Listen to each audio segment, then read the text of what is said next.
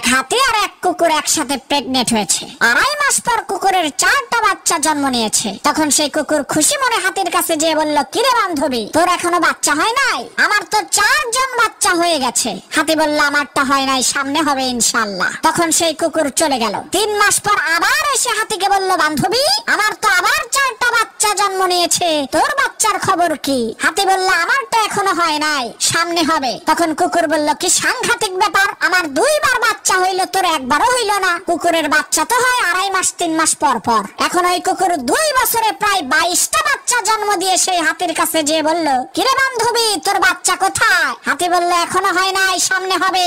তখন সেই কুকুর রাগান্বিত কণ্ঠে বলে উঠল, আরে রাগ, তোর সামনে হবে, সামনে হবে। আমার আজ তো 2টা ফুটবল খেলার টিম হয়ে গেছে, আর তোর এখনো একটাই হয় না। আমাকে সত্যি করে বলতো, তুই কি আসলেও প্রেগনেন্ট? তখন সেই হাতি কুকুরকে বলল, বান্ধবী শোনো, আমার পেট থেকে যেটা বের হবে সেটা কুত্তা না, সেটা হাতি।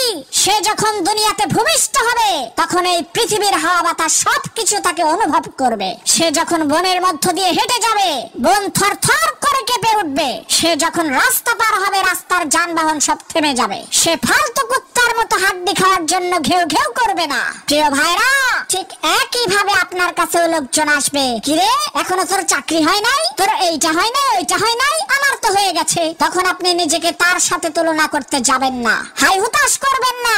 বলে দেবেন, আমারটা কুত্তার বাচ্চা না যে 2 মাসেই হয়ে যাবে, আমারটা হাতির বাচ্চা, হইতে একটু সময় লাগবে, ওয়েট কর, সামনে দেখতে পাবি।